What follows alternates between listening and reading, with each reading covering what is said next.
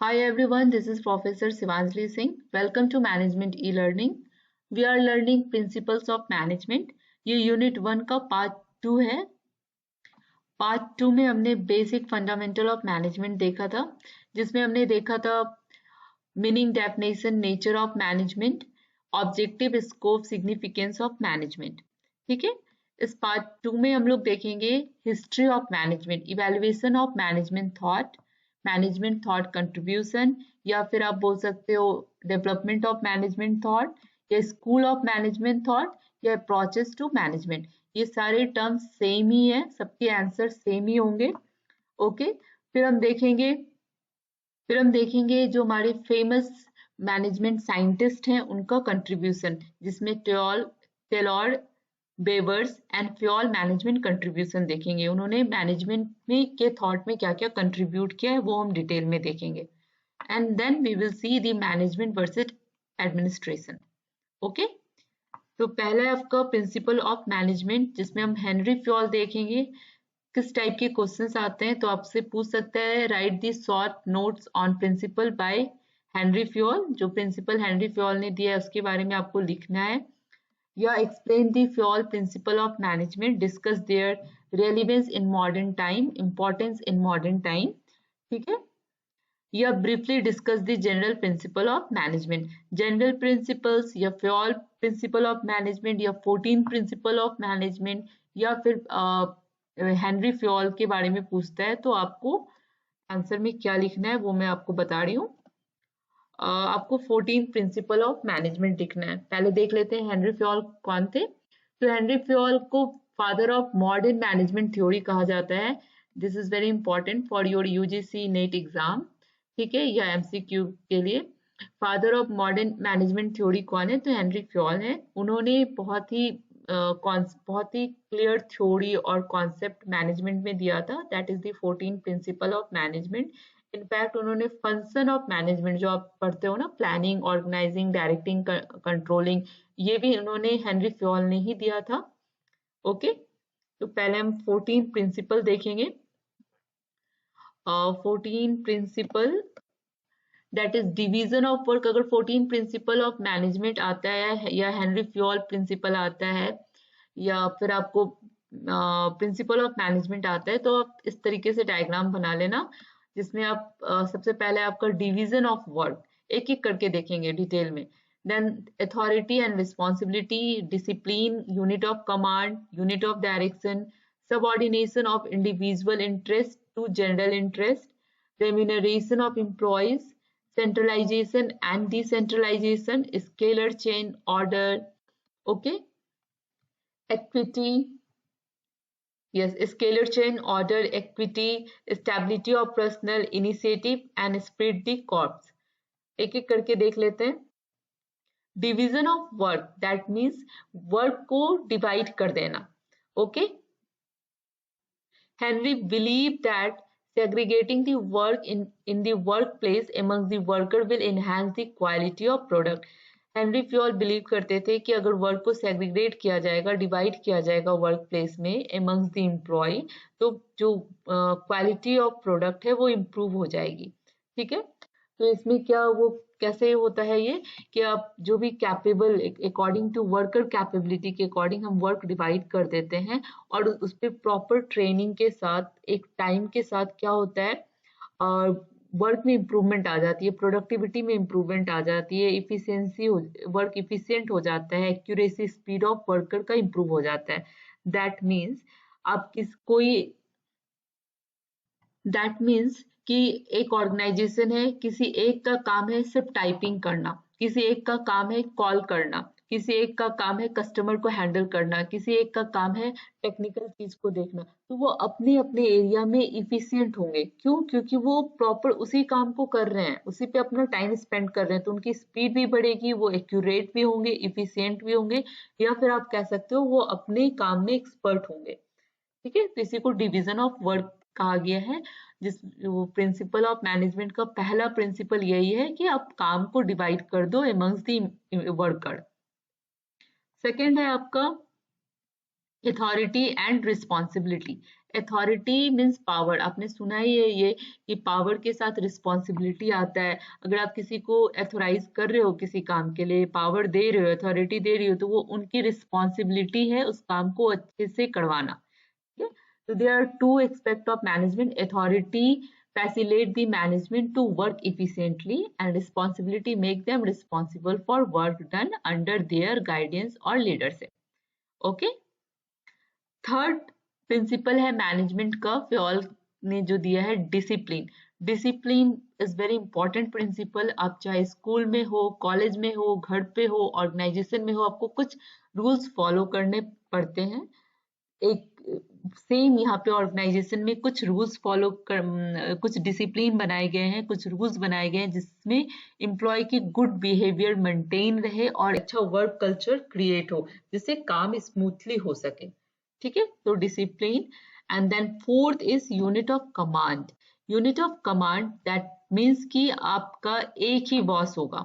ठीक है, the employee should receive the order from one superior only. For example आप इस डायग्राम से देख लो, इसका बॉस ये है, इसका बॉस ये है, ये जो एम्प्लॉय है ये इसके कमांड को फॉलो करेगा और ये जो है इसके कमांड को फॉलो करेगा, या फिर ये बॉस है और ये इसको कमांड दे रही है, इसको कमांड दे रही है, इसको कमांड दे रही है। ठीक है, तो यहाँ पे क्या है, सबका एक एक ही बॉस है। ठीक है, दो बॉस नहीं है। अगर सपोज यहाँ पे दो बॉस रहता है और एक एम्प्लॉय है, एक एम्प्लॉय है। ठीक है, अब ये बॉस इसको कमांड दे रहा है और ये भी बॉस इसको कमांड दे रहा है, तो क्या हो जाएगा, कॉन्फ्लिक्ट हो जाएगा। ठीक है, तो यहाँ पे ये लिखा है this means the employee should have only one boss, follow his command only. If the employee has to follow more than one boss, there begin a conflict of interest and can create the confusion. So unit of command that means one boss ही होना चाहिए एक employ का जिसको वो follow करे। Unit of direction that means सारे जो department है ऑर्गेनाइजेशन के या जितने भी एम्प्लॉयज हैं वो एक डायरेक्शन में काम करेंगे ऑर्गेनाइजेशन के गोल और ऑब्जेक्टिव को अचीव करने के लिए। कॉमन ऑब्जेक्टिव होना चाहिए, उस डायरेक्शन में सब काम करेंगे, that is the unit of direction. Unit of direction ensure that all individuals and departments align to a common objective. Sixth है subordination of individual to general interest. That means जो common interest है, general interest है, उसको priority पे रखना है, ना कि individual interest को। ठीक है, तो common interest is above the individual interest. This indicate the company should work unitedly towards the interest of company rather than the personal interest. Okay, जो सबके हित में हो, जो कंपनी के हित में हो, उसको प्रायोरिटी देना है as compare to individual interest से। ठीक है, क्लियर है? यहाँ पे जो सबके हित में है, जो कॉमन इंटरेस्ट है, जो कंपनी के हित में, उसको प्रायोरिटी दे रहे हैं। इंडिविजुअल इंटरेस्ट से ज्यादा हम कॉमन इंटरेस्ट में यहाँ पे प्रायोरिटी दे रहे हैं। That is the sixth principal of management. Seventh is remuneration. Remuneration that means कि आप जब भी काम करते हो ऑर्गेनाइजेशन में, तो उसके एक्सचेंज में आपको जो भी डायरेक्ट इनडायरेक्ट बेनिफिट मिलता है, दैट इज द रेम्यूनरेशन। ये मॉनेटरी एंड नॉन मॉनेटरी दोनों फॉर्म में होता है। मॉनेटरी फॉर्म में क्या होता है, salary, wages, commission and bonus. ठीक है, और इनडायरेक्ट या वेरिएबल जो है वो आपका, जैसे आपका क्या हो जाएगा, ओवर टाइम पे या flexible work hour, work environment, health insurance, car insurance, ये सारे चीज, हॉलीडेज एंड ऑल। तो ये जो है किसी भी कंपनी का क्लियर एंड प्रॉपर डिफाइंड होना चाहिए रेम्यूनरेशन, जो एम्प्लॉय को मोटिवेट करता है वर्क में, कंपनी में काम करने के लिए।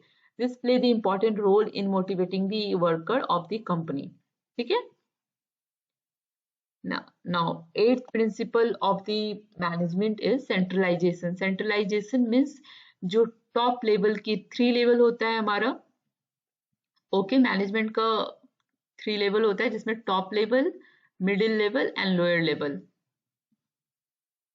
अब यहाँ पे सेंट्रलाइजेशन का मतलब होता है जो टॉप लेवल की मैनेजमेंट है वो सारा डिसीजन, सारी अथॉरिटी, पावर उनके पास ही है। वो जिस तरीके से गाइड करेगी आपको वही फॉलो करना है। That is the centralisation of organisation या सेंट्रलाइजेशन ऑफ अथॉरिटी।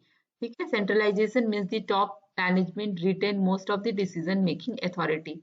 अगर ऑर्गेनाइजेशन डिसेंट्रलाइजेशन ऑर्गेनाइजेशन है, डिसेंट्रलाइजेशन को फॉलो करती है, दैट मीन्स कि हर एक इंडिविजुअल के पास पावर है डिसीजन मेकिंग का। ठीक है। Now, scalar of chain, that is the ninth principle of management. Scalar of chain मतलब होता है कि चेन ऑफ अथॉरिटी मतलब आप किस तरीके से कम्युनिकेट करेंगे, लाइन ऑफ अथॉरिटी या कम्युनिकेशन फ्लो कैसे होगा। ठीक है। सपोज ये स्केलर चेन का मतलब है हायर अथॉरिटी से लोअर अथॉरिटी या लोअर अथॉरिटी से हायर अथॉरिटी के तक कम्युनिकेशन का फ्लो होना। अब सपोज ये एम्प्लॉय को अगर टॉप लेवल में मैसेज देना है या कुछ भी देना है तो ये अपने बॉस को देगा और ये इनको देगा। ठीक है। तो यहाँ पे स्केलर चेन क्या बोल रहा है, there should be a scalar chain of authority और the communication ranging from the higher to lower. It suggests that each communication going up or coming down must follow its position in the line of authority. ठीक है। अगर lower level इनको देना है तो ये इनको देंगे, देन ये इनको देंगे, तो this is the line of authority. 10th है order. Order that means company का वेल डिफाइंड वर्क ऑर्डर होना चाहिए, पोजीशन होना चाहिए, वो वेल डिफाइंड होना चाहिए, right man in right place पे काम करना चाहिए, दैट इज द ऑर्डर। ठीक है। 11th one is equity. The all employees should be treated equally and respectfully. Equity मतलब कि एक जैसा सबको ट्रीट करना, फेयर ट्रीट देना। इक्विटी मतलब होता है quality of being fair, that means सारे एम्प्लॉयज को एक जैसे इक्वली ट्रीट करना, उनको रिस्पेक्ट देना। It's responsibility of manager that no employees face discrimination, किसी में भेदभाव नहीं करना, सबको एक जैसा समझना। नौ 12th प्रिंसिपल है आपका stability of tenure. That means stability, that means job security. Employee को अब ऐसा नहीं कि ऑर्गेनाइजेशन टर्मिनेट कर दे रही है कभी भी किसी को या फिर ट्रांसफर कर दे रही है, नहीं। एक एम्प्लॉय को जॉब सिक्योरिटी दीजिए तभी वो बेस्ट रिजल्ट देगा, ये प्रिंसिपल बोलता है। The employees deliver the best if they feel secure in their job. It is the duty of management to offer the job security to the employees. 13th principle है initiative. That means management should support and encourage the employee to take the initiative. Initiative को encourage करना चाहिए organisation में, ताकि वो organisation में initiative ले सके और वो मोटिवेट हो सके। Okay, it help them to increase their motivation and morale. Initiative को इंक्रीज करना है, that is the 13th principle, and the 14th principle is spread the corps. That means कि मैनेजमेंट या मैनेजर का रिस्पॉन्सिबिलिटी है to motivate the employees और support the employees on regular. Employee के बीच में एक ट्रस्ट डेवलप करना, एक म्यूचुअल अंडरस्टैंडिंग डेवलप करना, उनको सपोर्ट करना, उनको मोटिवेट करना, that means the esprit de corps. Okay, so these are the 14th principle of Henri Fayol. ठीक है। अब ये क्रिटिसिज्म, दैट मीन्स क्या मतलब डिसएडवांटेज है कि क्यों उसको इस प्रिंसिपल को क्रिटिसाइज किया गया है, वो देख लेते हैं। This 14th principle is very formal, ये सारे ऑर्गेनाइजेशन के लिए फिट नहीं हो रही है। एक दो जो उनकी प्रिंसिपल है वो कॉन्ट्राडिक्टरी है। ठीक है, like unity of command and division of work. Then आप इसमें फ्यू प्रिंसिपल जो है वो लेस अप्रोप्रिएट है अभी के एनवायरनमेंट के लिए। तो this are the some criticism. बहुत सारी प्रिंसिपल जो कॉन्सेप्ट है वो वेग्यू है, क्लियर नहीं है, प्रॉपरली डिफाइंड नहीं किया गया है। बट ओवरऑल फ्योल का ये जो 14th प्रिंसिपल है वो बेस माना जाता है मैनेजमेंट के लिए। ओके, तो अगर क्रिटिसिज्म पूछता है तो आप लिखिएगा, अदरवाइज आपको क्वेश्चन में यूजुअली 14th प्रिंसिपल पूछता है एंड देन उसका इंपॉर्टेंस पूछता है। इंपॉर्टेंस देख लेते हैं। The principle of management allow the manager to understand how to run the organisation and it also helps them to accomplish the task and manage the situation as when they arise in organization. That means the 14th principle of management manager को सिखाता है समझाता है कि organisation को कैसे run करना है, ऑर्गेनाइजेशन को कैसे मैनेज करना है। ये डिफिकल्ट सिचुएशन या फिर किसी भी सिचुएशन को हैंडल करने के लिए वो समझ देता है। जो 14th प्रिंसिपल है उसको अप्लाई करके वो ऑर्गेनाइजेशन में इफेक्टिवनेस एंड इफिशियंसी ला सकता है। ठीक है,